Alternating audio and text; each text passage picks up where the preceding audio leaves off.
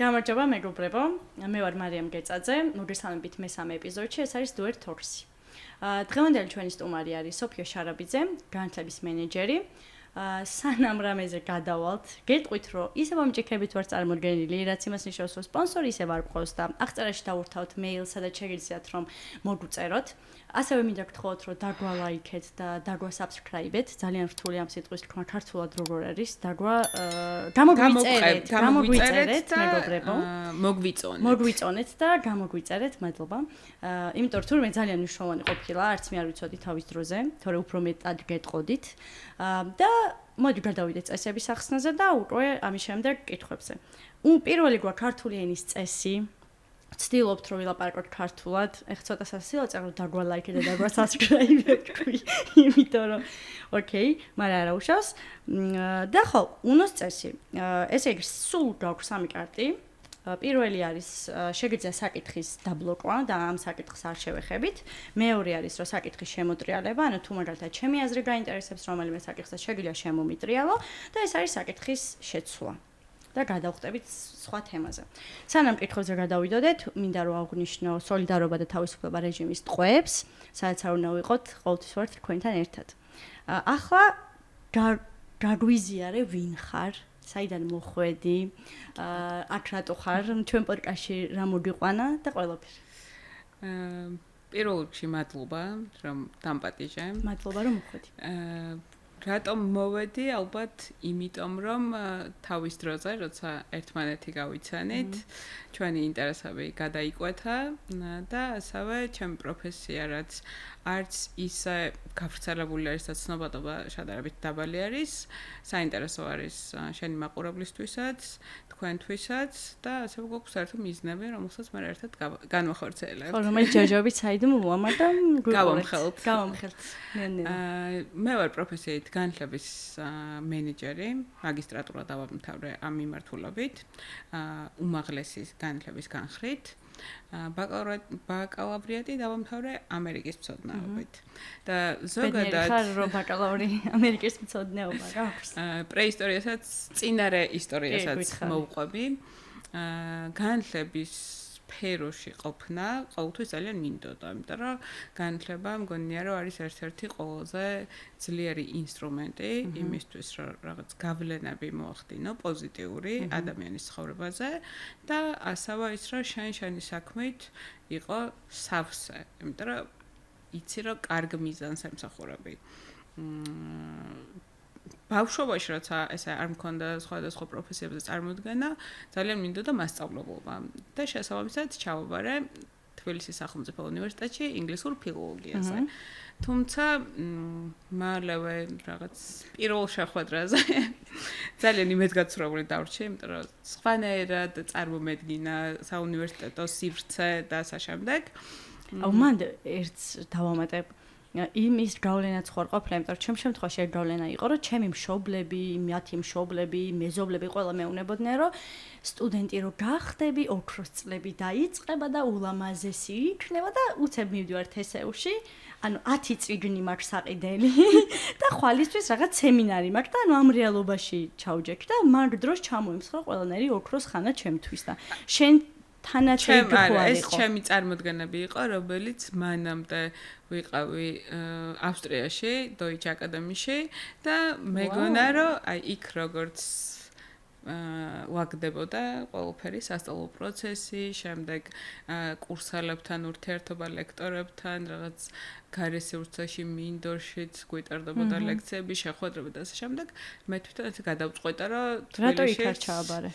მაშინ ემოციურად დამოკიდებული ვიყავი ჩემ მეგობრებზე და ოჯახის წევრებზე და ძალიან გამიჭირდა სატესტოდ წავედი რეალურად და ძალიან გამიჭირდა ერთი თვე ვიყავი და მე გადავწყვეტა რომ მოდი ჯერ არ ვარ მზად ამისთვის და რამდენი წელი იყავი მაშინ? 18-ის არ ვიყავი 17-ის სადღაც. გერმანულად თუ ინგლისურად? გერმანულად. ანუ გერმანულიც იცი?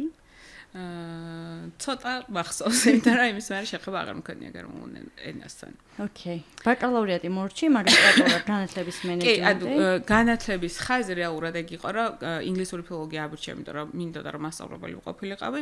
რაღაც პერიოდში ზრდასრულთა განათლების მიმართულებითაც ვმუშაობდი და ვასწავლიდი ინგლისურ ენას. არა, ეს იყო ადრე მერიას ქონდა პროგრამა 2011-2010 წლებში, 2010-2011 წლებში, ზუსტად არ მახსოვს ეს დროები როდის იყო. როცა თბილისის მაცხოვრებლებს გამგეობებში ქონდა შესაძლებლობა რომ ინგლისური და კომპიუტერი ესწავლოთ და მე ვასწავლდი ინგლისურს და იყვნენ 18+ მოსწავლეები. და პარალელურად მე თვითონაც 2010-ში ჩავაბარე ბაკალავრიატზე და ვსწავლობდი ინგლისურ ფილოლოგიას, თუმცა მე გადავერთე სამსახურზე. ასევე მართლა იმედ გაცხრებული ვიყავი სწავლების მეთოდებით, მიდგომებით, გარემოთი და პრინციპში პირველ ეტაპზე გადაინაცვლა მუშაობამ და სწავლას ნაკლებ ყურადღებას ვუთმობდი. მე გადავედი ინგლისური ფილოლოგიიდან ამერიკის მცოდნეობაზე, იმიტომ რომ ყველაზე ახლოს იყო ჩემს პროფესიასთან და ბევრი კრედიტი მიღიარდა და ნაკლები დრო დამემატა. და მე ცოტა ხანი ვმუშაობდი საერთოდ სხვა მიმართულებით, ცოტა ხანი არა პრინციპში 4 წელი სოფლის მეურნეობის მიმართულებით, სხვადასხვა პროექტებში.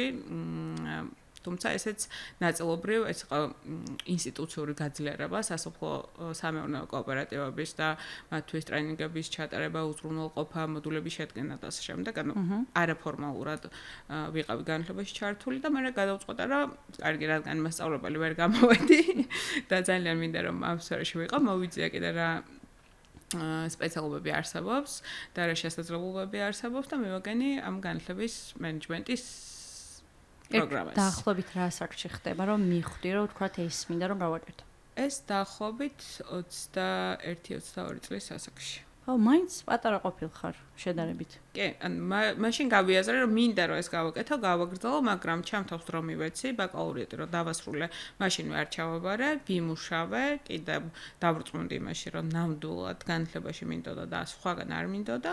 2017-ში ჩავაბარე, მაგრამ უკვე მაგისტრატურაზე.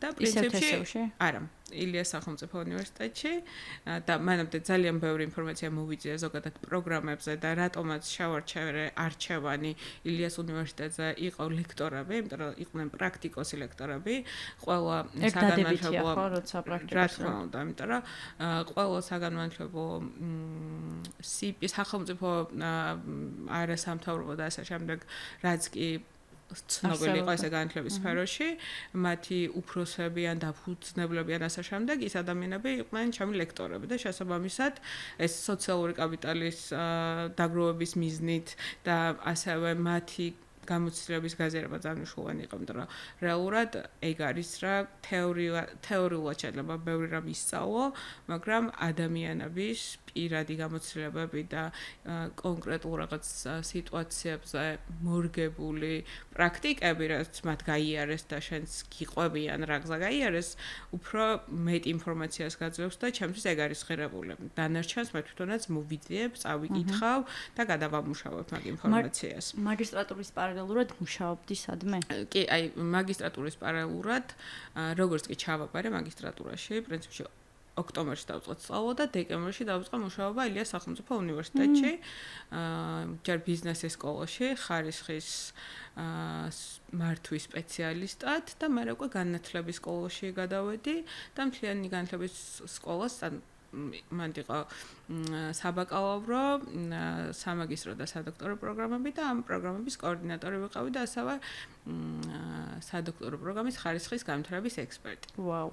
დოქტორანტურა შენ თვითონ არ გაქვს? დოქტორანტურა არ მაქვს დასრულებული და დოქტორანტურას არც გიგმავ ამ ეტაპზე, იმიტომ რომ დოქტორანტურა ჩემთვის უფრო მეცნიერულად, ანუ მეცნიერებასთან ასოცირდება და თუ გადავწყვეტ რომ თავი გადავდო და ხარისხიანად შევქმნა მართლა ახალი ღირებული რამ და ჩემი კვლევა და ნაშრომი იყოს ღირებული ყველასთვის, მაშინ გადავდგავ მაგ ნაბიჯს. თუმცა ამ ეტაპზე არ მაქვს მაგის რესურსი, არც დროითი და არც მორალური, ემოციური, ხო? არც ემოციური და მე უკვე პრინციპში უმაღლეს განათლებაში როცა თითქმის 4 წელი ვიმუშავე, 3 წელი და 7 თვე ძალიან დავინტერესდი პროფესიული განათლებით. და მაგ პერიოდში დაარსდა პროფესიული უნარების სააგენტო 2019-ის ბოლოს 20-ის დასაწყისში. ყველაფერი შენს ირგული ვარსდება, ხო? ყველაფერი ჩნდება. თან რეფორმა ჩატარდა ძალიან დიდი პროფესიულ განათლებაში და ადრე განათლების სამინისტროს ქვეშ იყო როგორც ზოგადი, ან სკოლამდელი ზოგადი უმაღლესი პროფესიული განათლება და IP დაარსდა პროფესიული უნარების სააგენტო და ძალიან აქტიურად იყვნენ ახალ ადამიანებს არც რაღაცა ძალიან შემთხვევით ნახე ერთ-ერთ დასაქმების საიტზე ვაკანსია, გავაგზავნე ჩემი რეზიუმე და რთულად არ აგიყვანეს, ანუ მაშინ. რთულად არ ამიყვანეს. იმიტომ რომ ჭირდებოდათ თანამოაზრეები, ჭირდებოდათ ადამიანები, ვისაც განათლება უყვარდათ, აინტერესებდათ, ცოტა გამოცდილებაც ჰქონდათ, რა თქმა უნდა, თუმცა არ იყო აუცილებელი, რომ პროფესიული განათლების მიმართულებით ჰქონდა გამოცდილება და აქედან დაიწყო ჩემი რაღაცა ძალიან დიდი სიყვარული პროფესიული განათლების მიმართ, იმიტომ რომ რეალურად რაც უფრო მეტად ჩავიხედე ამ სფეროში და რაც უფრო მეტი მოვიძიე და ვისწავლე, მივხვდი რა, მანამდეც როცა უმაღლესის მიმართულებით ვმუშაობდი, უმაღლესი განათლების მიმართულებით, ეს პრობლემა ყოველთვის იდგა, რომ მოთხოვნა მიწოდება ძალიან ნაცდენილი იყო და უმაღლესი განათლების გაუფასურება ძალიან დიდი ხანია, სადღაც 60 წელზე მეტია უკვე მსოფლიოში არსებობს, რა, იმიტომ რომ არ არის საჭიროება ამდენი უმაღლეს დამთავრებული ადამიანების დიპლომიანი კი ბატონო, დიპლომიანი ადამიანების ისინი ვერ საქმდებიან, ანუ ხა მე რაღაც კვლევების მონაცემებს ვერ მოვიყვან, ეს ზეპირად არ მახსოვს, თუმცა ტენდენცია ესეთი არის, რამდენ კვლევასაც გავცნობილ ვარ, არ მარტო საქართველოში, მსოფლიოში, ანუ ამერიკაში დაიწყო ძალიან დიდი ხნის წინ ეს პროცესი და ისედაც განათლების სისტემა გადავიდა უნარების განვითარებაზე. და ფაქტობრივობა და თეორიულმა ცოდნამ გადაიწია უკან და ასწრაფდა ყველაფერი და რაღაც პროფესიების შესწავლას, რასაც ვთქვათ, ადრე ჭირდებოდა 4 წელი ან 2 წელი, ახლა შესაძლებელია, რომ პატარ-პატარა პროგრამებით, შეიძლება ფორმალურით, შეიძლება არაფორმალურით ეს უნარები შეიძინო და მათ შენ თვითონ განვითარდა. ხო, და თან პარალელურად დასაქმდე, ხო, იმიტომ რომ ძალიან როცა სწავლობდა, აი პროფესიული განათლების თავარი მიზანი ერთ-ერთი არის ის, რომ ერთი რომ თვითონ აი რეფორმაზე ვსაუბრობდი, მაგრამ აღარ დავასრულე, როცა ეს პროფესიული უნარების სააგენტო შეიქმნა, რეფორმის მთავარი მიზანი იყო, რომ ბიზნესი, ანუ ვინც უნდა დაასაქმოს ეს ადამიანები, შემოსულიყო განათლებაში. იმიტომ რომ განათლების მხარე ვერ ამზადებდა ისეთ ადამიანურ რესურსს, როგორიც ბიზნეს ჭირდებოდა და შესაბამისად ბიზნესმა თვითონ უნდა დასახოს, ანუ გაწეროს რა ტიპის, რა უნარების ადამიანები ჭირდება სხვადასხვა მიმართულებით. პარალელურად რო გავავლოთ მაგალითად უნარების გამაუმჯობესებელი კურსები რო არის რაღაც ეგეთი ახლა, იმიტომ რომ აი მაგალითად კომპანიებში არის ხოლმე რომ ტრენინგს გიტარებენ, რომ მაგალითად მე თუ ვარ პროექტ მენეჯერი, მოდი ჩაგიტარებ ტრენინგს და უფრო მაღალ საფეხურზე ახვიდე და ეს ბიზნეს რატო აწყობს? კარგი პროექტ მენეჯერი სჭირდება და მაგით უაწყობს და მაშინაც ეგეთი რაღაც ხო არ მოხდა, რომ მაგალითად ბიზნესიდან წამოვიდა დაკვეთა, რომ მე აი ეს უნარები მინდა რომ გქონდეს ამ ადამიანებს, ვინც ჩემთან იმუშავებს. ბიზნესისგან დაკვეთა ნაწილობრივ წამოვიდა, იმიტომ რომ პროფესიული სასწავლო დაწესებულებები და ზოგადად განათლების მიმართულებით ყოველთვის ტარდება ხოლმე ბაზრის კვლევა და იკვლევენ თავიანთი კურსდამთავრებულები რამდენად აკმაყოფილებენ იმ მოთხოვნებს, რაც ბიზნესს აქვს, თუმცა რაღაც პერიოდი ცოტა შიში ქონდა ბიზნეს იმისი, რომ ფორმალურ განათლებაში შემოსულიყო.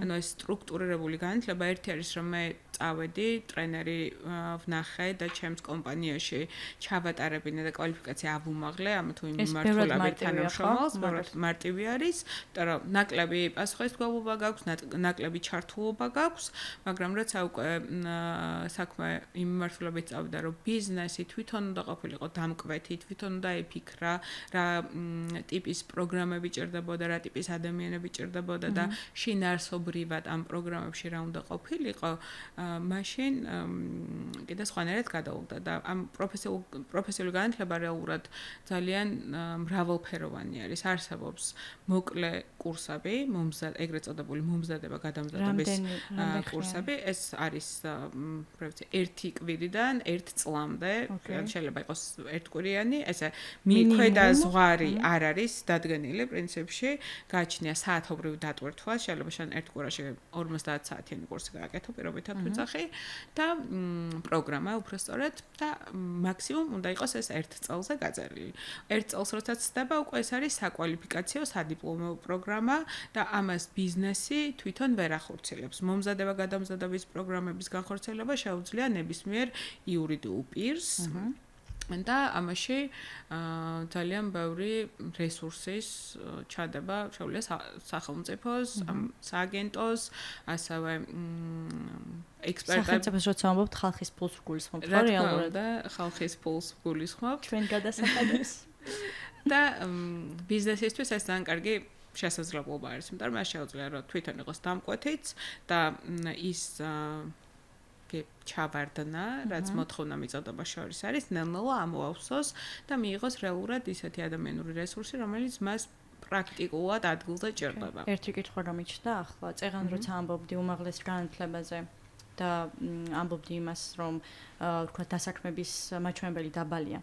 ამ შემთხვევაში როგორი იყო, თუ არის კვლევები ჩატარებული, აი პროფესიული კოლეჯია, გამოვიდა ადამიანი, ისწავლა რაღაც გამოვიდა და რა პროცენტი არის მაჩვენებელი დასაქმების? უმაღლესის მიმართულებით პრობლემა არის ის, რომ სხვა სპეციალობით საქმდებიან და არა თავისი სპეციალობით და სადღაც 21% იყო ბოლო კვლევას როცა გავეცანი, რომ ეს უმაღლეს დამთავრებულები 21 და 30%-მდე საქმდებოდა თავისი სპეციალობით.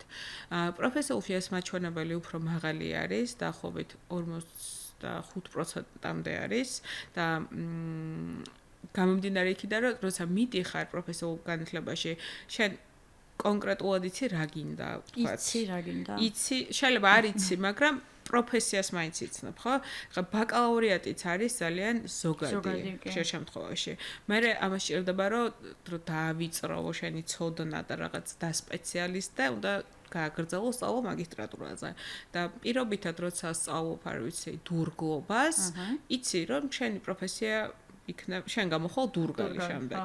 და შესაბამისად მოთხოვნაც არის მუდმივად პროფესიები, რომელიც არის ჩარჩო არის და სხვადასხვა დონეები არის, ახლა ამ სიღრმეებში არ შევალ, რომ ძალიან მოსაწყენი არ გახდეს მაყურებლისთვის.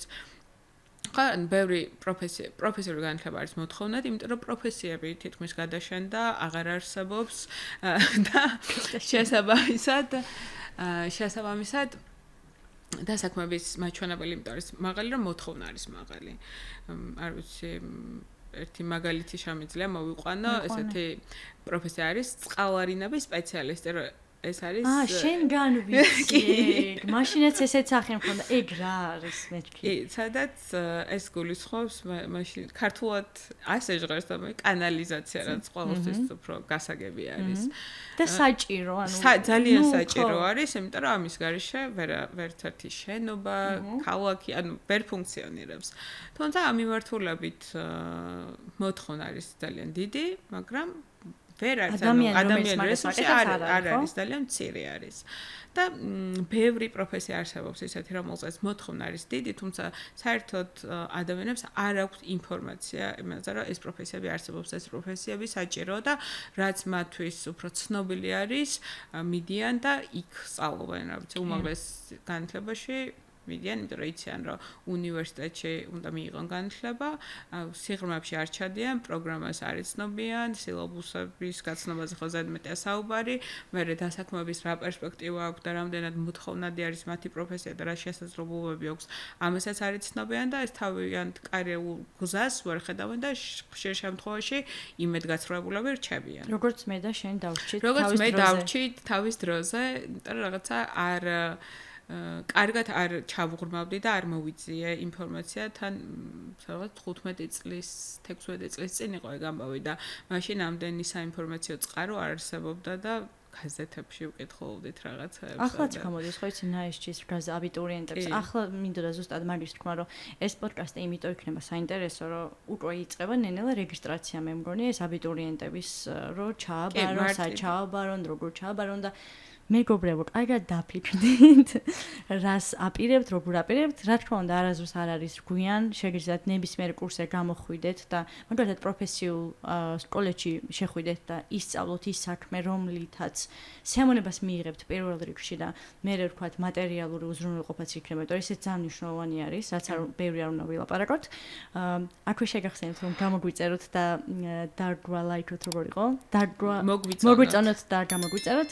ეს მეზიზღება ხოლმე ხო იცი ქართულში დასწრებს რო ვერ იხსენებენ ხოლმე და რაღაცა მაგრამ ძალიან გამიჩნდა ძალიან და აიძულებ ჩემ თავს გარემო ეგრე მოწყობილი რომ ვიყენებთ ბევრ არაქართულ სიტყვას და მე შენ გონება ამას იმახსოვრებს და უჭერს შესატყვისის გახსენება. ოკეი. კიდე ერთი კითხვა მაქვს შენთან. კი მოყევი შენი ცხოვრების ისტორია ფაქტობრივად ისე მოყევი რომ ყველაფერი შენი ირგული დატრიალდა როგორც კი რაღაცას მიაგენი ეგრევე რაღაცა დატრიალდა. განათლების მენეჯერთან ერთად ვიცი რომ სხვა სამსახურიც გაქვს და მე მგონია რომ მაგ სამსახურზეც არის ის ბევრმა ინფორმაცია. ანუ დაგისვამ ახლა კითხვა სად მუშაობ ახლა და რა საკეთებ? როგორ ირჩენ თავს-ოფიო? ვითხარი. ახლა მე მუშაობ პოსტრედ აკადემიაში და სანამ პოსტრედ აკადემიაზე ვიტყოდე რამეს მაგამდე უნდა ვახსენო თვითონ კომპანია პოსტრედი რომელიც არის ანუ ქართულად მე მგონი ვერ თქვი ფოლიოს არა post წარმოების კომპანია post production კომპანია ისეთ ნუ და მუშაობს ფილმებზე ფილმებისთვის აკეთებს ხმას და ვიდეო თამაშებისთვის აკეთებს ხმას და ასევე მუსიკას ფილმებისთვის ერთადად და ხშირ უფრო ნაკლებად ვიდეო თამაშებისთვის რა მჭირდება რომ მოვიდე პოსტრეთში პოსტრეთში რომ მოხვიდე გჭირდება უბრალოდ მონდომება, мотиваცია და ხო, აი პროფესიული განათლება ეს ხაზი შეგვიძლია გავაგრძელოთ, იმიტომ რომ ეს პროფესიებიც რეალურად ხო, ეს post production-ი რას ნიშნავს დაახლოებით რა ახსნათ ხო? ფილმი ალბათ ყველაზე მარტივად ასახსნელი იქნება. ეიფორია ხო თქვენი ხმა. კი, ეიფორია პოსტრედის სტუდიაში არის ანუ ხმის ნაწილი, აუდიო ნაწილი, იმიტომ რომ გადაღება production-ის ნაწილი არის და მერე უკვე post production-ი არის ზუსტად ის, რომ სცენა და ხმა ერთმანეთთან სინქრონში უნდა იყოს და სცენა მოყვეს თავის ისტორია, ხმა მოყვეს თავის ისტორია შესაბამისად. პოსტრედი აკეთებს ამას, რომ ხმით ყვება ისტორიებს და საერთაშორისო ბაზარზე მუშაობს ძალიან აქტიურად 2015 წლიდან პრინციპში. და თავით ძალიან სწრაფად მე მგონი საერთაშორისო ბაზარზე უფრო მეტად ვიდრე ქართულ ბაზარზე ხო? კი, საერთაშორისო ბაზარზე უფრო მეტი ცნობადობა აქვს ვიდრე ქართულ ბაზარზე. და პროფესიები, ახლა პროფესიებს რო წავიდეთ. პროფესიები, რომელიც ის ადამიანური რესურსი, რომელიც პოსტრეთში მუშაობს, პრინციპში ეს პროფესიები ჩემთვისაც რამდენიმე წლის წინ ცოტა უცნობი იყო, იმიტომ რომ sound დიზაინერი, ანუ ხმის დიზაინერი, ფოლი არტისტი, რას ნიშნავდა და ასე შემდეგ. ფოლი არტისტი ეს არის რო შედიან და ფეხებით რო რაღაცებს აკეთებენ და ხმებით რო სტაფებს რო უყმენ და რაღაცა ხო? კი, ანუ ფოლი არის ხმის დიზაინერი. ვიღაცას როგორ ეწყინება, ეხა ესე რო აღუწერე მათი პროფესია, ძალიან დიდი ბოდიში, ეგ არ მიგულისხმია. მაგრამ ეგ არის ხო? იმიტომ შედ ინსტაგრამზე ხედავ ხოლმე მაგ. ფოლი არის ხმის დიზაინის ერთ-ერთი ნაწილი. და ფოლი ფოლი არის ყველა ის ხმა, რომელიც შეიძლება რომ სტუდიაში ჩაწერო და არ იწერება გარესევრცეში. ეს შეიძლება იყოს რაც ახსენა ფეხის ნაბიჯების ხმა, კარის გაღების ხმა, რა ვიცი, ქარის ხმა, შრიალის ხმა და სხვადასხვა ტექნიკებით და ინსტრუმენტებით იწერენ ამ ხმას მაქსიმალურად მიმსგავსებულ რეალურ ხმებთან. შემდეგ ამუშავებენ ამ ჩაწერილ ხმებს. სხვადასხვა ადამიანები აკეთებს. სხვადასხვა ადამიანები აკეთებს. აი ფოლის ჩაწერის პროცესი როგორ არის? არის ფოლი არტისტი, ვინც უშუალოდ მოქმედებაშია და ვინც უყურებს კადრს და იწერს ამ ხმას კადრთან სინქრონში და მეორე პირი არის ჩამწერი. ფოლი მიქსერი ქვია ქართულად, არ ვიცი როგორ თქვა. ცოტა მიჭერს მაგ ტერმინის გადათარგმნა. ნუ ხმის ჩამწერი არის აღარ ფოლის მიმართულებით, რაღაც ესე უფრო სწორი იქნება და ის მეორე ადამიანი იწერს ამ ხმას. მერე ამ ხმებს ამუშავებენ. ეს კიდე ცალკე ფაზა. ოკეი. ამუშავებენ და მერე დიზაინერს უგზავნიან, რომელიც კიდე ცალკე ამუშავებს და ამ ფოლის გარდა არის გარემოს ხმები, ეფექტები, რაც ახლა დიდი აფეთქების ხმას მაგალითად სტუდიაში ვერ ჩაიწერთ, ხო? და არის ბიბლიოთეკები, არ ვიცი ეს ქართულად კარგად არ ჟღერს ხმების ბიბლიოთეკა, საიდანაც შეიძლება რომ შეიძინო ეს ხმები, ან რაღაცა შენ თვითონ შექმნა, ყოველ ჯერზე ვერ გახვალ გარეთ და ვერ ჩაიწერ. და მაგდროს შეგიძლია რომ შექმნი გაყიდო, ან მაგ ბიბლიოთეკაში მაგალითად ატვირთო და გაყიდო, ეგეც შეიძლება. კი, იმიტომ რომ ყიდულობს ესა სტუდიები, ყიდულობენ ან ჭირდებათ ამ ხმების, ან ხმები არის უფასო რესურსებიც, არის შექმნა ფასიანი რესურსებიც. და მერე უკვე ხმის დიზაინერი ამ ყველაფერს ამუშავებს, მერე კიდევ სხვა პროცესი გადის, ანუ ეს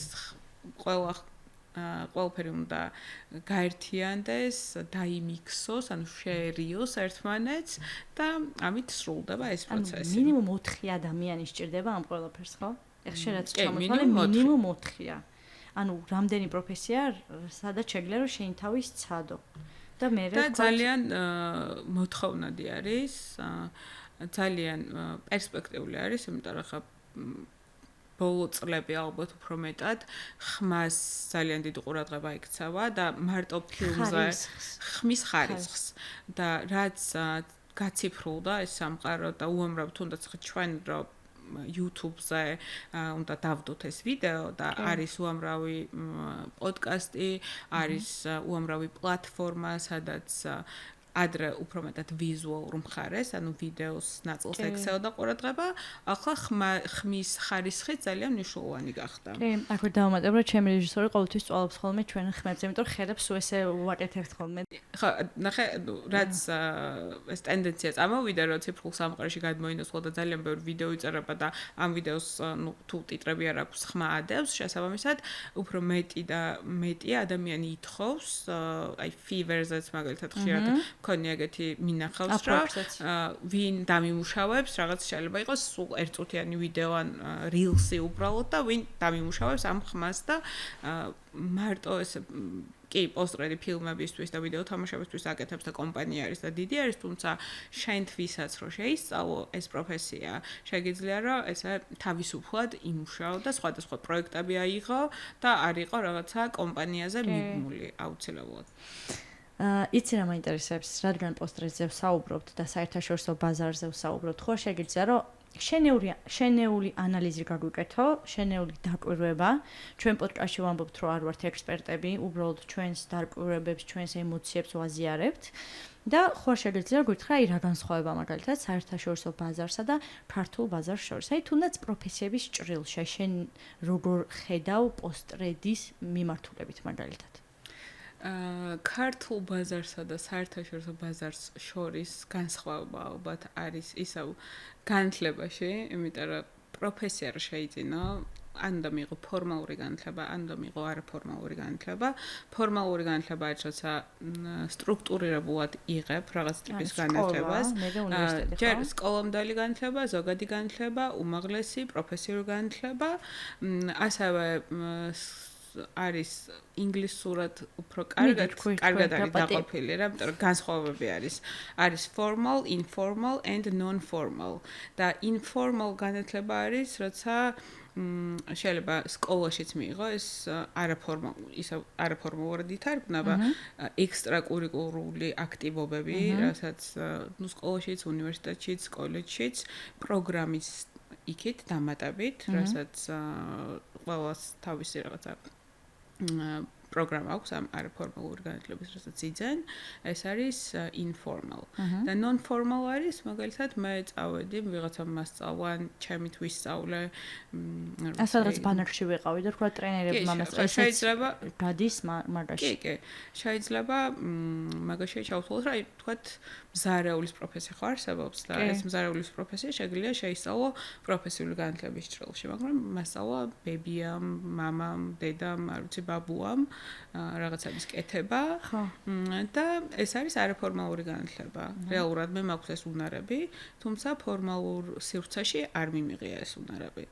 და დიპლომი არ მაქვს შესაბამისად. დიპლომი არ მაქვს, თუმცა საქართველოში არსებობს მაგის შესაძლებლობა, რომ მე ეს არაფორმალური განათლება ვაღიარო ფორმალურ განათლებაში. ვთქვათ, ვიცი ცხობა, ვიცი რაღაცა ქართული სამზარეულო და მინდა რომ გავხდე მზარეული და თუ მზარეულის პროგრამა, რომელსაც პროფესიული განათლება ახორციელებს, შევარჩიე და მივედი, იქ შემიძლია რომ ჩავითვალო ეს მოდულებად არის დაყოფილი და ვთქვათ, ჩავაბარო გამოცდა, ვაჩვენო, დავადასტურო, რომ მე ნამდვილად ვიცი ცხობა, ნამდვილად ვიცი ქართული სამზარეულოს რაღაც რამდენიმე კერძის გაკეთება და დამატებით მე უკვე ვისწავლო ევროპული სამზარეულო და ასე შემდეგ.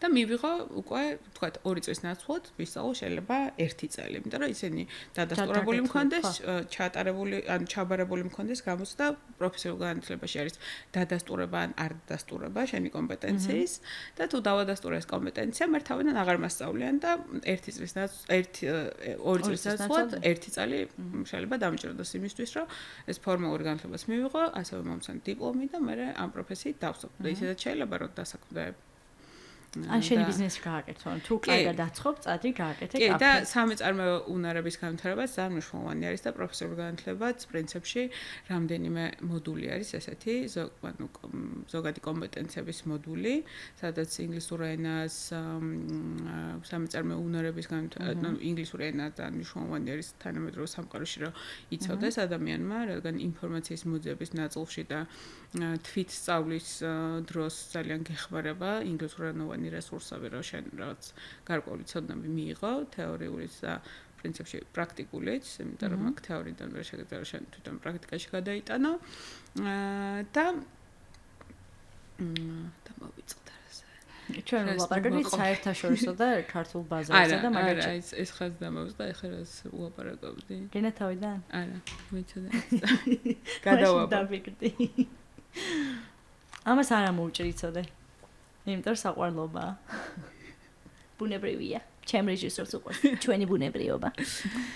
არც მე არ მახსოვს რაზე მოვაყოლე ეგ პროფესიულ განათლებაზე და პროფესიულ ბაზარზე მოვაყოლე რა განსხვავება არის ჩემი დაკვირვებით, ხო მე არ ვარ ახლა ბაზრის ექსპერტი და ესა ვერ გავაკეთებ სწორ შეფასებას პროფესიულად, თუმცა ჩემი დაკვირვება და განსხვავებები რაც ადგილობრივ და საერთაშორისო ბაზარზე არის ის, რომ მრავალფეროვანი არის საერთაშორისო ბაზარი, უფრო ვიწრო ვიწრო სპეციალიზაციები არსებობს და უფრო შეგიძლია რომ რაღაც კონკრეტული ერთი რაღაც ისწავლო და იმით დასაქმდე და მოთხოვნებიც ასე არის წაყენებული. ანუ ერთ ადამიანს არ უწევს რომ 5 ადამიანის პოზიციაზე იმუშაოს, 5 ადამიანის საქმე შეასრულოს ერთი პოზიციის ფარგლებში. კი ბატონო, 1000 ხშირ შემთხვევაში ბევრია. 1000 კიდე ბევრია. და გუშინ ნახე, მგონი რაღაცა შემიძლია რომ დავასახელო სად ნახე? არა. მოდი თავი შევიკავოთ. ხა, გუშინ ნახე ესეთი კომენტარი ქონდა ერთ-ერთი საწარმოს დამფუძნებელს, რომ ხალხს აღარ უნდა 800 ლარზე მუშაობა და ყოველს უნდა რაღაცა 1400, 1500 გადავუხადოთ. ანუ მაშინ როცა პურის ფასი სადღაც ანუ საჭმის ფასი მირბის და 800 ლარზე მე ვერ ხვდები მაგ დამოკიდებულება საერთოდ. აი ეგ რა დამოკიდებულებაა? ანუ ეს ხარი ჩემი შრომა, ჩემი, არ ვიცი, მე შეიძლება მირჩევდეს, რომ ეგ დრო ჩემ ოჯახთან გავაკეთე. ჩავტარო, ხო? და ხო ვიცი ჩემი თავის ფასი არ მინდა მაგ 800 ლარზე მუშაობა. და რატო აჯაჯმენტებენ უნდა მეთქვა? რატო ლაპარაკობენ ადამიანები ეგრე? შენი აზრით. საერთაშორისო ბაზარზეც ეგრეა? საერთაშორისო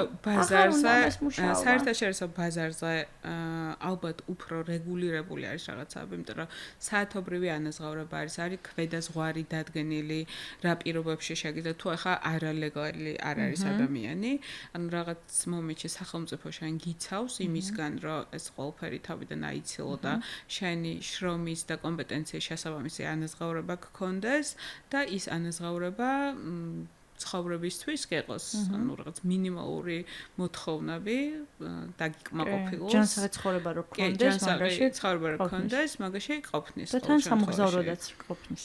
ყველაფერი ახლოს არის და ჩვენთან ესეთი რეგულაცია არ არსებობს და ბიზნესის უმრავლესობა ფიქრობს, რომ მეტი მოგება დამრჩეს და არა უშავს, ანუ ერთს არ აწყობს, მეორე მოვა. ანუ სოციალური ფონი ქმნის იმას, რომ ბიზნესი მერე თან თავისუფლად არის ამ ნაწილში და არანაირი შეზღუდვა არ აქვს იმ მიმართულებით, რამდენსაც უნდა იმდეს გადაუხდის და ვიღაც მაინც დათანხმდება. თუმცა საბოლოოდ ეგ მაინც აზიანებს ბიზნესს და ეს გადინება ადამიანური რესურსის ხშირი ცვლა და ასე შემდეგ შეიძლება ბევრად მეტი უჯდებოდეს, ანუ არ ვარ ახლა ბიზნეს ანალიტიკოსი, თუმცა როცა შენ უნდა გაუშვა ერთი ადამიანი მოიყვანო მეორე ადამიანი, მაშინ უნდა ჩადო დრო, ხო? ანუ დრო რაც ფულია ბიზნესისთვის, მაგ დროს როცა ახალი ადამიანის იმიტომ ის ახალი როცა მოდის და აქვს დაბალი კომპეტენცია ჭირდება რომ ვიღაც დაეხმაროს, ასწავლოს და პროცესებზე გაიმართება, შეიძლება მასაც გავჩნდეს ამბიცია რომ აღარ მინდა 800 ლარად ყოფნა და ერთ-ერთი მიზეზი ეგეც სხვა შეიძლება ვთქვათ ამ ხელა მაჩვენებელი რო არის ემიგრანტების. ანუ შეიძლება არ უნდადეს მაგ 800 ლარზე მუშაობა და იგივე საქმეს ხო არ ანაკეთოს და უფრო მეტი შემოსავალი მიიღოს. თან არა ქართულ ლარში და ევროში ან დოლარში მაგალითად.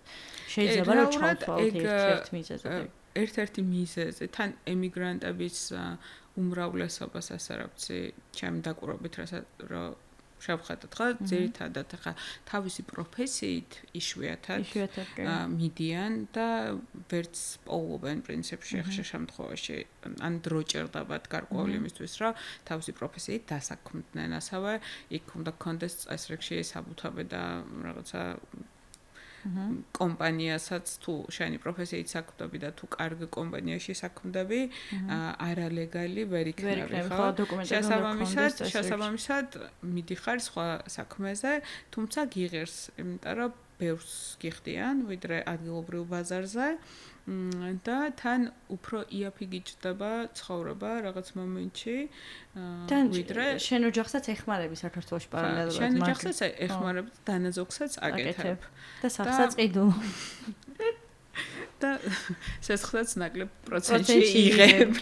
თუ იქ შეგიძლია რა უკვე 3%, 3.5% არის. აი გერმანიაში ადრე მე ყოფილვარ, ეს გერმანიის ბანკების რაღაც გაერთიანება იყო, სადაც მაშინ გვიყვებოდნენ, რომ სამხმარებელ სესხს და ასევე მცირე ბიზნესებისთვის სესხს 1%-ში აძლევდნენ. 1%?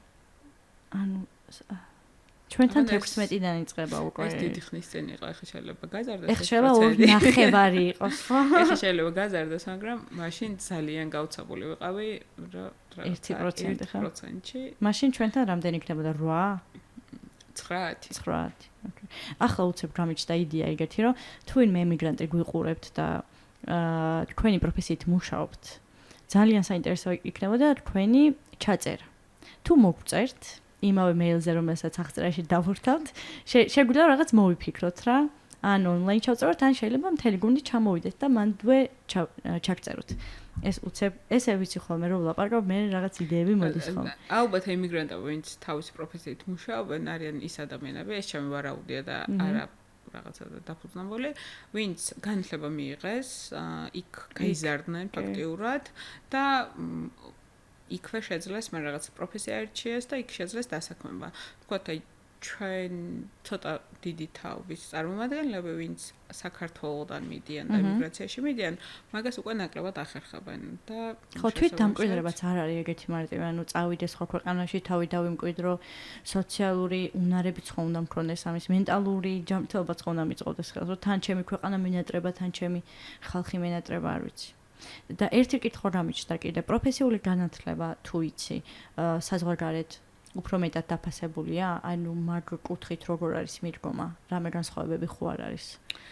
უფრო მეტად დაფასებული არის, განსხვავებებიც არის, იმიტომ რომ დღეს ჩვენთან ეს აზროვნების პატერნი არსებობს, რომ პროფესიული განათლება ითვლება უმაღლესი განათლების ჩამონაცვლებლად. ანუ მე თუ ვერ ჩავაბარე უნივერსიტეტში, მაშინ მოდი და წავალ პროფესიულ საგანმანათლებლო დაწესებულებაში ჩავაბარებ და რაღაცა პარალელურად შემიძლია რომ გავაკეთო? თან იქ ვისწავლ და თან იქ ვისწავლ. პარალელურად არ შეგიძლია ორივე ისწავლო. თუმცა შეგიძლია რომ შეიჩერო სტატუსი, მაგალითად უმაღლეს სასწავლებელში და ისწავლო პროფესიულ სასწავლო დაწესებულებაში.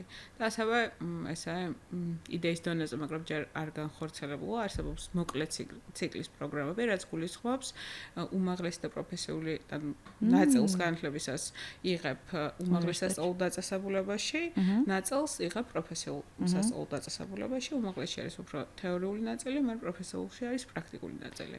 მე გეთახმები მაგაში და მე კიდე უარესიც გამიგი, ანუ ჩამნაცვლებელი კი არა, რაღაცნაირად დოგმა არის, რომ პროფესიულ თუ ვინმე მაგალითად მიდის პროფესიულ განათლებაში, ყოველთვის ანუ ეგეთი განსახილმე, რომ უნივერსიტეტში ვერ ჩააბარე, რატო ვერ ჩააბარე, არ მიგიღეს და რაღაცა. ეგ რა მიდგომა საერთოდ არ ვიცი და ასევე აი ბოდი შეგაწყვეტინებ, მე შეიძლება დამავიწყდეს. მე გამომდინარე იქიდან, რომ ბევრ სტუდენტთან, აპლიკანტთან და შემდეგ მქონია შემხებლობა, არის ის, რომ თვითონ ადამიანებს არ უნდათ რომ რაღაც უმაღლესში ისწავლონ, მაგრამ ამბობენ რომ იცი რა, მე კი მინდა, აი თუნდაც ახლა პოსტრად აკადემიაში ყოფილა რამდენიმე ესეთი სტუდენტი, ვისაც უთქვამს რომ მე ვსწავლობ არდაბას სახელებს, სადაც სწავლობს უმაღლეს სასწავლო დაწესებულებაში, ვიცი რომ იქ მე ამ ცოდნას ვერ მივიღებ და იმიტომ რომ ძალიან მოძველებული არის და ასე შემდეგ, მაგრამ ჩამშობლებს უნდათ რომ მქონდეს უმაღლესის დიპლომი და შეიძლება მის ვერ გაუწიოს ყოველთვის ეგ წინააღმდეგობა. კი, იმიტომ რომ მოზარდმა ან რაღაც ძალიან დიდი არის ეს ფინანსურად დამოუკიდებელი არ არის და ასე შემდეგ, მაგ წინააღმდეგობის გაწევა ძალიან რთული არის. სოფიო, იცი რის კითხვა მინდა და რას ეტყოდი მშობლებს, რომლებსაც უნდათ რომ შვილებმა უნივერსიტეტში იმიტომ ჩააბარონ, რომ უბრალოდ დიპლომი ჰქონდეთ? საერთოდაც ყოველ მშობელს ვეტყოდი, რომ თავის შვილებს მისცენ არჩევანის თავისუფლება. მე თვითონ დედა ვარ, მყავს 3 წლის შვილი და პირველი რასაც ვაკეთებ დაბადებიდან, როცა უკვე იქიდან საიდან შეუძლია რომ არჩევანი გააკეთოს, ხა 2 თვის ბავშვი არჩევას ვერ გააკეთებს, თუმცა როცა თითის დადება ისწავლა, რაღაცებზე მინიშნება, იმ პერიოდიდან ვაძლევ არჩევანის თავისუფლებას ძალიან მარტივ რაღაცებში, მაგალითად ამ საჭმელს შეჭამ თუ ამას, ამას ჩაიცვამ თუ ამას, აქ წავიდეთ თუ იქ. მithometas ახლა პროფესიის არჩევა, ცხოვრების დაგეგმა და ასე შემდეგ, არ უნდა შეუზღუდონ ეგ არჩევანი, იმიტომ რომ არავინ იცის, ვინ სად იპოვის თავის თავს, ვინ სად იგზნობს თავს ბედნიერად და ხშირ შემთხვევაში, როდესაც მშობელი აკეთებს შვილის ნაცვლად არჩევას, ის ადამიანები ძალიან ბევრ დრო ჭირდებათ იმ ადამიანებს, რომ მე რეალურად თავი აღმოაჩინონ, ან გამოდიან მაგ მდგომარეობიდან, ან ვერ გამოდიან, იმიტომ რომ რაღაც ეტაპზე როცა ხვდებიან, რომ იქ კარგად არ არიან, სადაც არიან, მე უჭირთ რაღაც ასაკში სიახლის და ცვლილებების მიღებაც და რაღაც შიშიც მე ეგეთი წინადადებები მოდის ხოლმე, რომ აი ამდენი წელი შევალიე, ამდენი წელი ვისწავლე და ახლა ხო არ დავანებებ თავს. მაგრამ ისეთებიც არიან, ვინც აბარებენ, მიყვებიან მაგისტრატურასაც, დოქტორანტურასაც და მე პროფესიონალები გამოდიან და უყვართ ის, რასაც აკეთებენ, მაგრამ მე თავი არის რომ გიყვარდეს, რასაც აკეთებ და შენ თვითკმაყოფილებას განიცდი და შენ არ შეიძლება მგონია რომ მშობელს არ გაქვს ეგ უფლება, მშობლის მიზანი არის, ჩემი აზრით, აზრით, რომ შენ აღზარდო, ბევრი შესაძლებლობა მისცე, ბევრი ვარიანტები დაუდო, რა შესაძლებლობები არსებობს, უთხრა რჩევის დონეზე რაღაცა გასცა ეს რჩევა და თვითონ არჩიოს. შეიძლება ის არჩევანი იყოს არასწორი, მაგრამ იმაშიც, რომ მან არასწორი არჩევანი გააკეთა, უკვე ძალიან იზრდება პიროვნულადაც, პროფესიულადაც და მე ყოველთვის უფრო მარტივი არის ესეთი ადამიანისთვის, რომ თვითონ წავს, ანუ მშობელზე დამოკიდებული, არავისზე დამოკიდებული არ უნდა იყოს. მშობლის ფუნქცია არის ის, რომ ჩვენ შვილებს რაღაცნაირად ესე როგორც დედა, მაშინ ეგრე ალაპარაკდები, რომ ჩვენი ფუნქცია ეგ არ არის, რომ ჩვენ შვილებს ყველაფერი მივცეთ ესე რა და რეცეპტები გამზადებული, რომ შენ ეს უნდა გააკეთო, შენ ის უნდა გააკეთო და პირიქით, ანუ ყოველთვის იმას ვცდილობ და ყოველთვის პოზიტიურად მისი ნებისმიერი არჩევანი, რაც იქნება, რომ იცოდე, რომ სულ ეს არასწორი არის, შენ უნდა უთხრა, რომ შეძლებ, გამოგივა, მიაღწევ და რაღაცა ეს უარყოფითი დამოკიდებულება არ უნდა გქონდეს, იმიტომ რომ არ ვიცი, აი ადრე ალბათ უფრო ეს იყო ხოლმე, რომ აი მაგალითად ახლა მახსენდება ჩემი მეგობრები მსახიობობა ვისაც უნდა რომ აი მსახიობი დაიჩაგრები ფული არ გექნება მოკვდები არ და არიან ძალიან ბევრი კი შემშილით მოკვდები სადღაც სარდაფში და თავიდანვე ეგ თავში რო გიდევს რომ აი მე ყველაზე ახლობელი ადამიანი ვინც უნდა გულშემატკივრობდეს და ვისგანაც თანადგომას უნდა გრძნობდე ანუ რაღაცა ეტაპამდე ეს არის შენთვის შენი მშობლები ხო და მათგან რომ ეს დამოკიდებულება გესმის რომ აი არაფერი არ გამოგივა და ვერ რეალისტები და საშინლად იქნები და სულ აი ამ რაღაცებს რო გეუბნებიან რაღაც მომენტში შენ ტვინი ამ ინფორმაციას იმახსოვრებს ამუშავებს და მე ჩდება შიშები და გაჩნია კიდე ამ ინფორმაციას როგორ მიაწვდე რა თუ პრაგმატულად ეტყვი რა იცი რა შემთხვევით რაღაც პროფესიას თუ აირჩევ და აჩვენებ რა ამ პროფესიის ადამიანებს ეს შემოსავალი აქვს ამ პროფესიის ადამიანებს ეს ანუ სხვანაირად თუ მიაწვდი ინფორმაციას და ინფორმირებული იქნება და მაინც არჩევანს გააკეთებს რომ საქართველოში იყოს მსახიობი არაფერს არ ვერჩი ამ პროფესიას პირიქით ბევრი მსახიობი მეგობარი მყავს და ძალიან წარმატებულები თავის კარიერაში და პიროვნულად შემდგარები და ძალიან ბედნიერები არიან. თუ სწორად მიაწვდი ინფორმაციას და რამდენი ვარიანტი შეთავაზებ, ეგ არის შენი მოვალეობა და შენი ფუნქცია და რა ის რომ შენ მის ნაცვლად არჩევანი გააკეთო და პირიქით უნდა გამხნევო, უნდა უთხრა რომ რაც შენ ძალიან გინდა და რაც შენ ძალიან გიყვარს, იმაში თუ იქნები პროფესიონალი არ აქვს მნიშვნელობა რა პროფესიას აირჩევ, არ აქვს მნიშვნელობა საერთოდ ისწავლი თუ არ ისწავლი, შენ ამას შეძლებ ანუ ეგ არის მშობლის ფუნქცია და რა ის რომ შენ უმაღლესში ჩააბარე, დიპლომი აიღე, მე ამ დიპლომს საერთოდ ვერაფერში ვერ გამოიყენებ, წახო დასაქმდები ისეთ ადგილას, სადაც განადგურდები. მეც ეგ ვარ. შესაბამისად, რა ვიცი, მშობლებო ბავშვებს და მოზარდებს და ახალგაზრდებს მიეცით არჩევანის თავისუფლება. კი, და ბევრი ჩაიხუწეთ ხოლმე, იმიტომ რომ ყველაზე მეტად სჭირდებათ ჩახუდება. ეს კითხვაც გამიჩნდა. წეგან დავსვი რომ პარალელურად არ შეიძლება. ანუ იცი რაზე ვილაპარაკოთ ამ შემთხვევაში, რადგან ამ თემაში ღრმად შევედით, რადგან აბიტურიენტები ყოველწლიურად არიან, იქნებ მეტი ინფორმაცია მივაწოდოთ პროფესიულ საგანმანათლებლო სივრცეებზე. მაგალითად, რა პროფესიები შეიძლება რომ ისწავლონ, ან როგორ შეიძლება რომ ისწავლონ, როგორ მივიდნენ, როგორ მოხვდნენ მანდ და ასე შემდეგ. რაიმე რო არ გამომრჩას ვეტ ემის ვეტ წერტილი, ანუ ვეტი არის professional vocational education training, ესე ითარგმნება ვეტ წერტილი ემის G, ესეთი პლატფორმა არსებობს, სადაც შეუძლია რომ შევიდნენ, ნახონ რა კოლეჯები არსებობს ზოგადად, თბილისში, რეგიონებში, ყველა რეგიონში არის კოლეჯი აბსოლუტურად, მთელ საქართველოს ფარავს. ნახონ პროფესიები, პროგრამები არის თარიღები წინასწარ გამოცხადებული, მიღების თარიღები, არის ასევე ინტეგრირებული სასწავლო პროგრამები. ეს ინტეგრირებული სასწავლო პროგრამები ნიშნავს, რომ მე მე-9 კლასიდან შემიძლია ჩავაბარო ამ პროგრამაზე და თან რაც ის 3 წელი რაც სკოლაში უნდა მესწავლა, ის ცოდნაც მივიღო და ის უნარებიც და თან შევიძინე პროფესია და როცა დავასრულებ ამ კოლეჯს, მექნება ატესტატთან გათანაბრებული დოკუმენტიც და მექნება დიპლომიც, ანუ თუ ეს არის მნიშვნელოვანი მისთვის რა რაღაცა მსგავსი გამოცდილება არა საჭიროება აქვს რა რაღაცა ან სერტიფიკატის ან დიპლომის საჭიროება თუ ან დიპლომის კი თუ საჭიროება აქვს მაგ შესაძლებლობას ან სკოლის არ არის აუცილებელი რომ სრული ზოგადი განათლება მიიღო შეგიძლია რომ მე-9 კლასიდან ჩააბარო და ინტეგრირებულ პროგრამაზე ისწავლო და პრინციპში რამდენიმე წელი მოიგო იმაში რომ პირდაპირ გექნება პროფესია.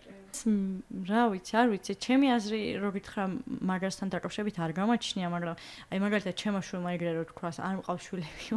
აი ჩემო შვილმა ოდესმე რო თქვას ეგრო, აი გამოსვლა მინდა და პროფესიულში წავალ და ამას ვისწავლე და რაღაცა.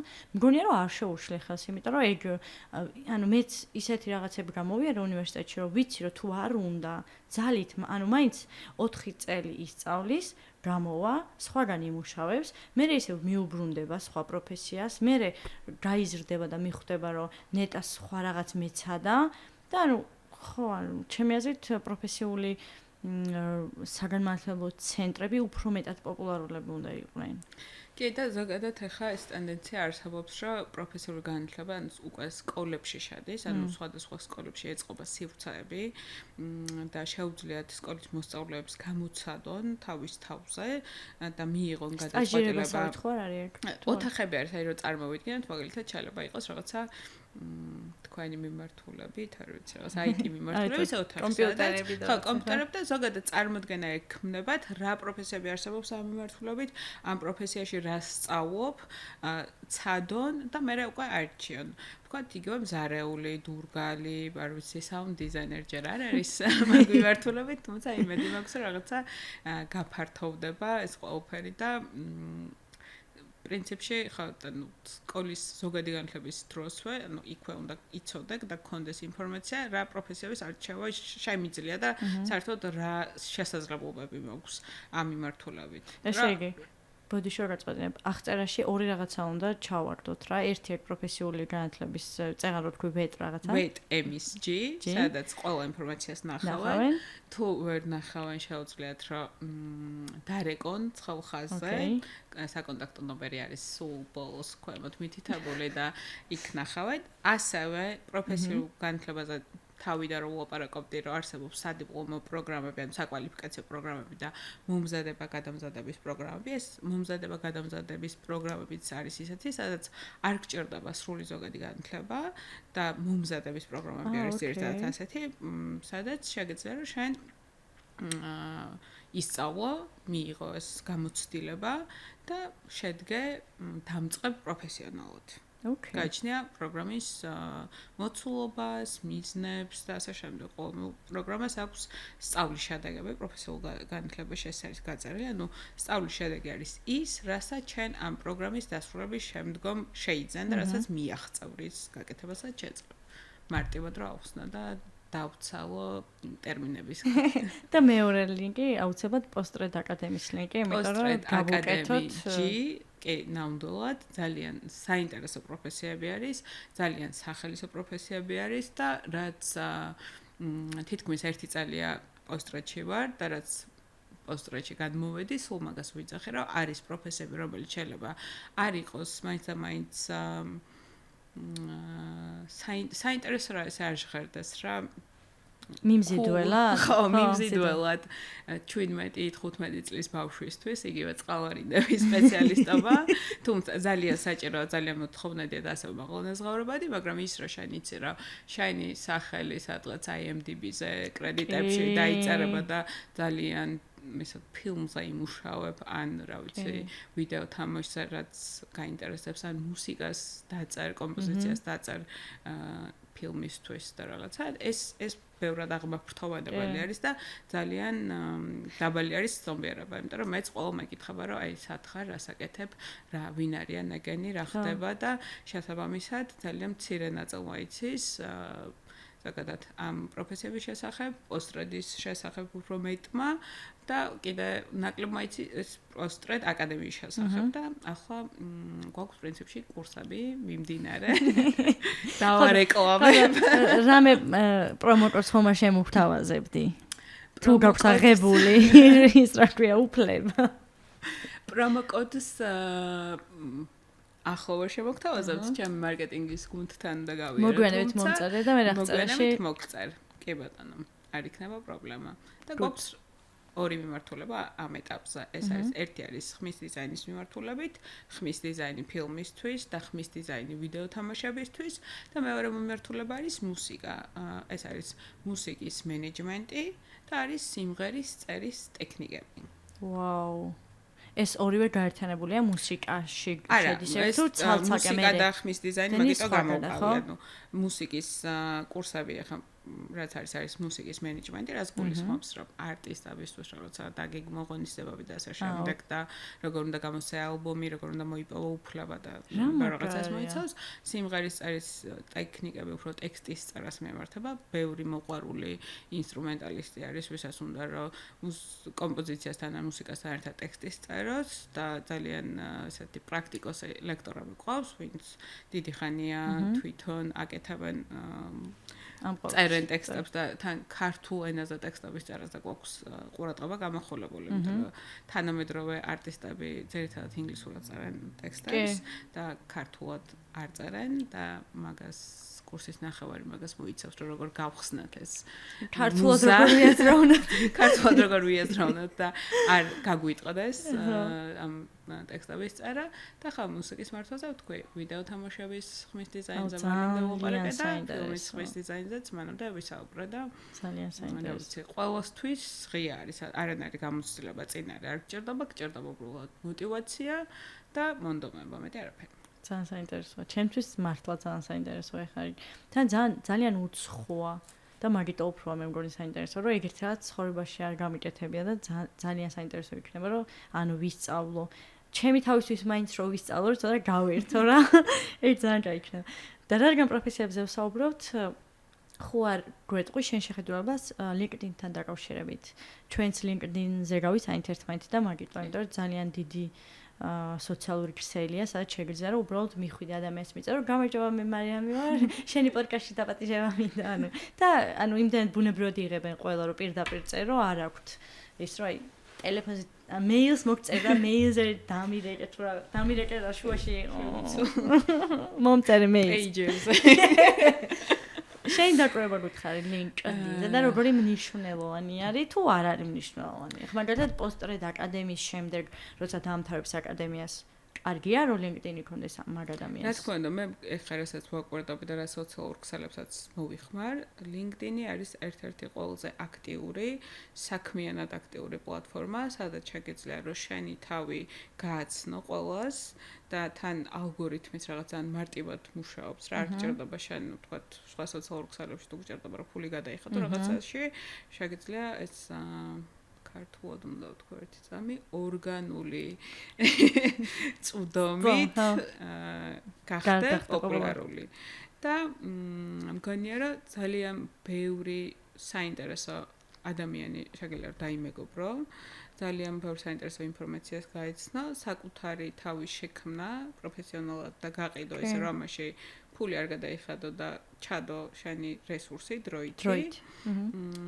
და ასევე სხვა ქსელებს, სოციალურ ქსელებს პრინციპში არ მოვიხმარ და ძირითადად LinkedIn-ი არის ჩემი საინფორმაციო წყარო და ეს კითხვაც რატო კითხე, ჩვენ რეჟისორს არ აქვს LinkedIn-ი და ყველა მხრიდან ვცდილობთ, რომ იქნებ შექმნას და თავისი თავი გამოამჟღავნოს, რომ შეკვეთები შემოუვიდეს და მაგიტო მინდა რომ ყურადღება გავამახვილო ყოველთვის, რომ LinkedIn ძალიან მნიშვნელოვანია. არ აქვს მნიშვნელობა სათხარ დასაქმებული, საკუთარი თავის გამოხატვის ერთ-ერთი კარგი ფორმა გახდა ჩემთვის, როცა რამდენიმე წლის წინ საერთოდ არ ვიცოდი რა იყო საერთოდ არ ვიცოდი. და ნენელა უფრო მეტი მეგობარი შევიძინე მაგერან, უფრო მეტი თანამოაზრე, როგორც შენ მითხარი. ხშირად გამახვილა ამ სიტყვაზე ყურადღება და ძალიან მომწონს ეს თანამოაზრე. და თან გამოგვიწერეთ მეგობრებო თუ ჩვენ თანამოაზრეები ხართ. რაღაცნაირად დასაჯერებელია რომ პოდკასტს რო წერთ ხოლმე და ვინც მოდის სტუდიაში პირველად რო ხედავ ადამიანს რა და ისე მიდის ხოლმე საუბარი, ისე ვერთვები ძალიან მომწონს, აი ძალიან ბედნიერი ვარ და თან მაგის კითხვა მინდოდა შენთვის რომ შენს პროფესიაში ხარ გიყურებ ძალიან გახარებული ჩანხარ და მართლა იგრეა შეგნიდანაც, ანუ მოგწონს ის ყველაფერი, რასაც აკეთებ და რასაც რო არ მომწონდეს, შევიცვლიდი პროფესიას, იმიტომ რომ არ შემიძლია მე თუნდაც ვიმუშაო იმის გამო, ანუ კი, მნიშვნელოვანი არის ეს რაღაცა მატერიალური და ასე შემდეგ რაღაცები საჭიროება მოიტანს, თუმცა როგორც კი შეიძლება გავიაზრო ის, რომ მე რასაც ვაკეთებ ეგ არ მომწონს და არ მსიამოვნებს, ჩემთავს მაგ დისკომფორტს ვერ შევუქმნი. აუცილებლად ვიპოვი სხვა ან პროფესიას, ან რაღაცა მიმართულებას, რაშიც რისგანაც სიამოვნებას მივიღებ, იმიტომ რომ რეალურად ჩვენი ცხოვრების ძალიან დიდ დროს ვატარებთ ან საქმის კეთებაში, ან სამსახურში, შეიძლება ფიზიკურად იყო ადგილზე, შეიძლება დისტანციურად არ აქვს მნიშვნელობა, მაგრამ ამით ხარ მოცული და თუ არ მოგწონს ეს ყველაფერი და შენი ცხოვრების 50%-ს ასე რომ ვთქვათ, უთმობ იმას, რაც არ მოგწონს, გონია რომ რაღაცნაირად თავს უნდა უშუალო და თავი გადაირჩინე. მე ძალიან თან ამის გარდა, ანუ განათლება იმდანად მრავალფეროვანი არის და იმდანად საინტერესო არის და მართლა ის არ არის, რომ პროგრამა სტრუქტურულად რაღაცაში მოვაქცია, ანუ ეს არ არის, რა ჩემი თავარი ამბავი არის ის, რომ მე როცა რაღაც საქმეს ვაკეთებ და დროს ვხარჯავ, ვაკეთებ ყოველთვის იმ ფიქრით, რომ ეს ჩემი რესურსი, რაც ჩავდა ამაში, კარგ მიზანს ემსახურება. და მე ვერ ანუ ვინც არის მიმღები ამ სერვისის, რა, იმიტომ რომ განათლება სერვისი არის ფაქტიურად და ადრე იყო უფრო რაღაც ელიტარული იყო ეს განათლება, მერე გახდა უფრო საჯარო და ხელმისაწვდომი. და ეხლა უფრო ბიზნეს, ანუ განათლებაც გახდა ერთ-ერთი სახე ბიზნესის, რა, ეს არ არის 100 წლის და 200 წლის წინ რო იყო როგორც უყურებდნენ განათლების სფეროს და ასე შემდეგ. შესაბამისად, მე როცა რაღაცას ვაკეთებ ვიღაცისთვის, ვინც ამისგან სარგებელი უნდა მიიღოს. და ეს სარგებელი არის კარგი, ანუ არ ვიცი, სხვა პროფესიაში შეიძლება არ მომდომებოდა ყოფნა, რა ვიცი, სქემერი მაგალითად. ამ ბოლო დროს აქტუალური იყო ეგ თემა და როცა ვიცი რა, მე ჩემი რესურსი, დრო, ენერგია ყველაფერი უნდა დავხარჯო რაღაცაში და ეს ჩემთვის არ აღირებულს ემსახურება, არ მაინტერესებს, ანუ სხვისთვის შეიძლება არ იყოს ისეთი ღირებული, ან ჩემი თავისთვის ვაკეთებ მაგას. ჩემი სიამოვნებისთვის ვმუშაობ, მე რომ მივიღო ცხოვრებისგან სიამოვნება, მაგისთვის ავრჩია ეს პროფესია და ყველაფერი ეს განათლებას უკავშირდება არის ეს ფორმალური, არაფორმალური, ზრდასრულთა თუ სკოლამდელი ასაკის ბავშვებით არ აქვს მნიშვნელობა ნებისმიერ რაღაცა, ძალიან დიდ სიამოვნებას მანიჭებს და ვცდილობ, რომ უფრო განვითარდე, უფრო გავაფართოვო. ხა გარე განათლების მიმართულებითაც ძალიან დაინტერესებული ვარ და მაგ მიმართულებითაც კიდე ვსწავლობ რაღაცებს, იმიტომ რომ ჩემთვის ეგ სფერო არის, სადაც რა თქმა უნდა ყოველ სფეროში შეგიძლია რომ ბევრი ისწავლო, განვითარდე და აუცილებელი არის, თუმცა ყოველი პროცესი, ყოველი პროგრამი ძალიან მრავალფეროვანი არის რა, რამდენი მიმართულების პროგრამა გამიკეთებია მინიმუმ, არ ვიცი, ენერგეტიკიდან დაწყებული, სათავგადასავლო ტურიზმის მიმართულება, ეს ხმის ანუ ძალიან მრავალფეროვანი არის რა და იმ პროფესიების, იმ ადამიანების, ანუ ყველას შესახებ ძალიან ბევრი ინფორმაციას იღებ და ძალიან მიყვარს ეს საქმე და მგონია რომ საუკეთესო არჩევანი გავაკეთე რა, მიუხედავად იმისა, რომ პირველი წლები თავიდან იმედგაცრუებული ვიყავი, მაგრამ მე მივაგენი სწორ გზას, საიდან შეიძლება შევსულიყავი განათლების სფეროში და ყველაფერი წინ არის ჯერ 32-ის ვარ და შესაბამისად ესეც გარმომხედა ხო ასაკირცი გარმომხედა რომ ჯერ ყველაფერი ამდენ რაღაც არის რა თქმა უნდა მე ჩემთვის ეგრე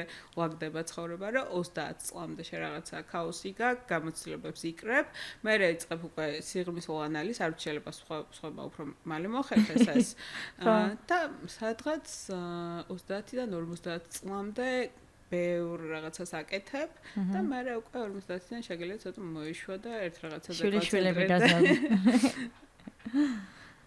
იცი კიდე რა უნდა მეკითხა შენთვის.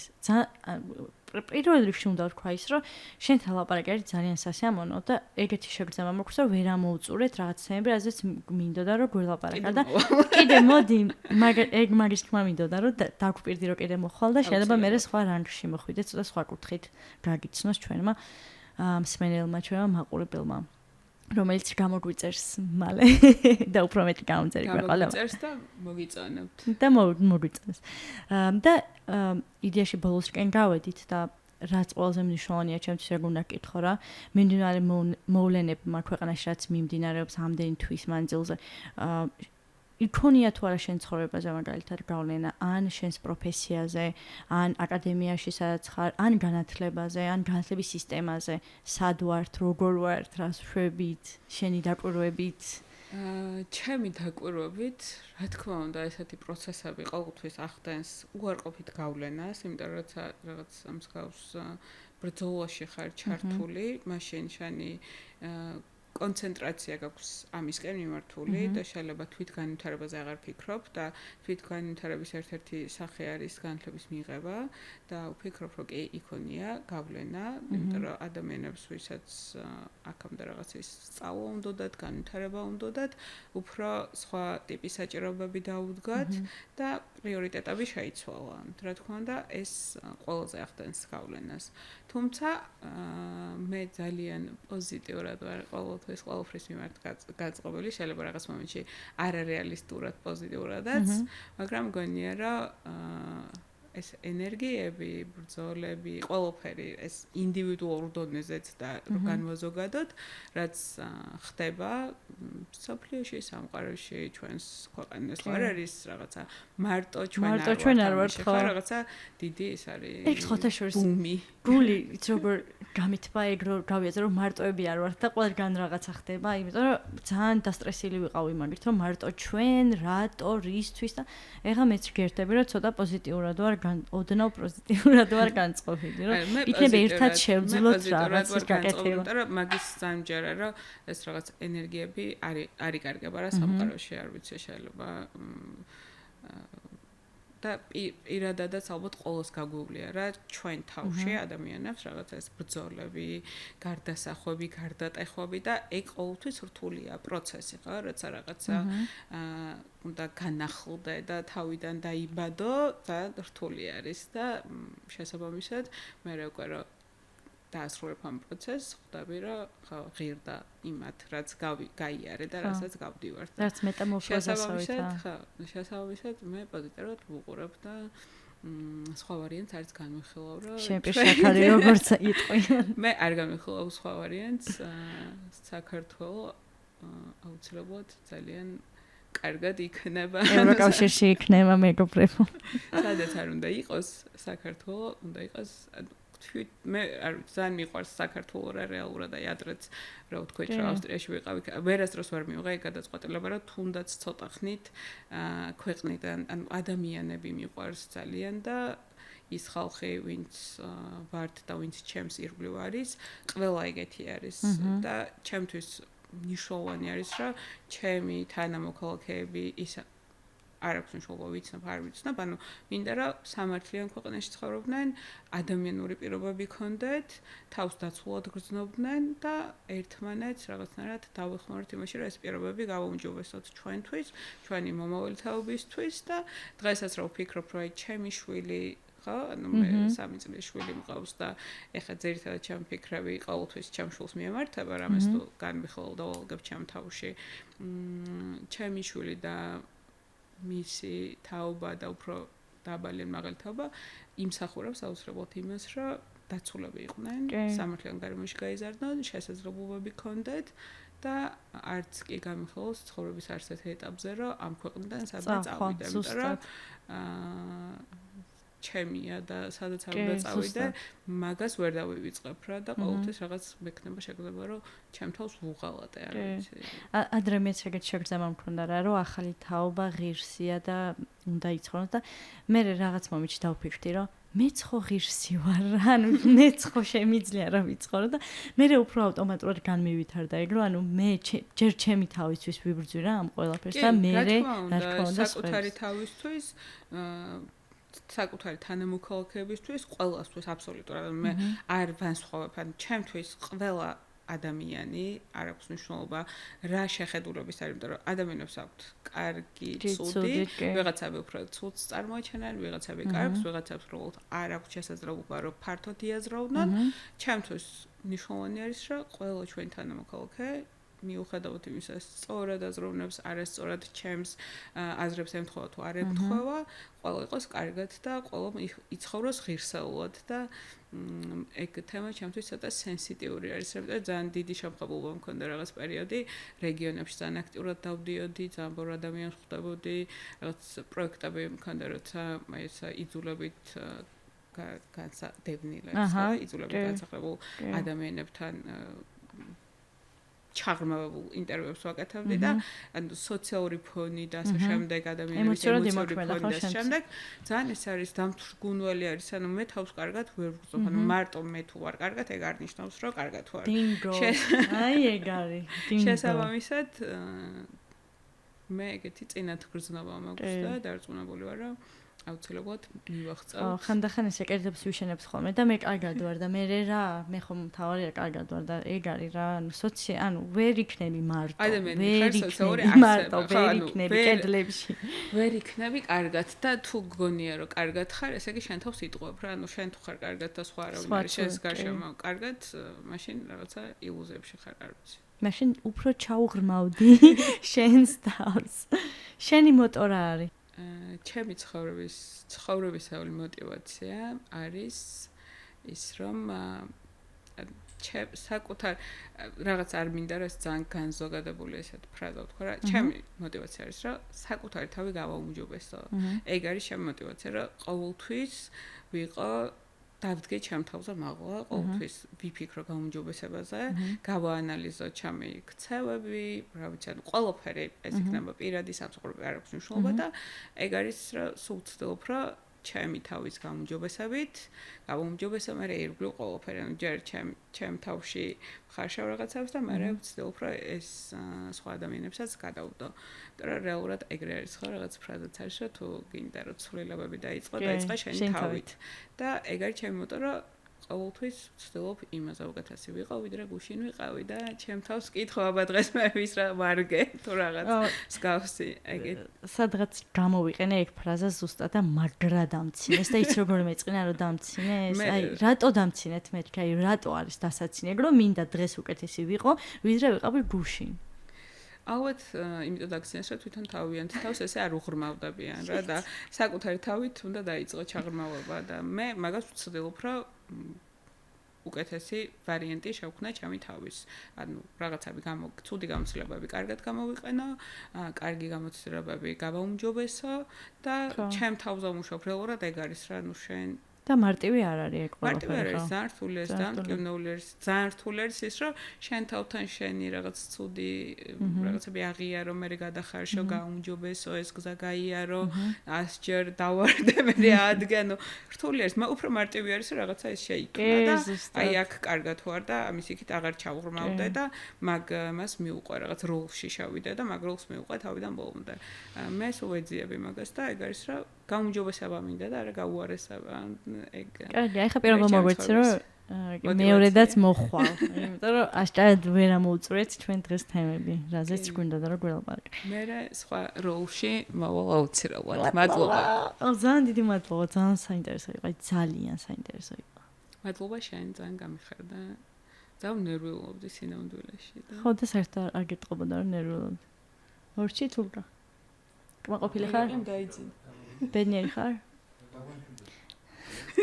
დიდი მადლობა მეგობრებო, იმისთვის რომ გვიყურეთ. ძალიან გაგვიხარდება თუ გამოგვიწერთ, მოგვიწონებთ და კომენტარებს დაგვიწერთ. მნიშვნელოვანია ეს ჩვენთვის. დღეს ჩვენი სტუმარი იყო სოფიო, დაგემშვიდობებით და კიდევ კარგი გამახსენდა. წინა ვიდეოზე იყო ესეთი კომენტარი, რომ რა სიხშირით დებთ ვიდეოებსო და ბარემ გეტყვით, რომ ყოველ 2 კვირაში ერთხელ შაბათს და არ იქნება შაბათობა, მაგრამ შაბათს დავდებთ ხოლმე ჩვენს პოდკასტს. უღრმესი მადლობა. ნახვამდის.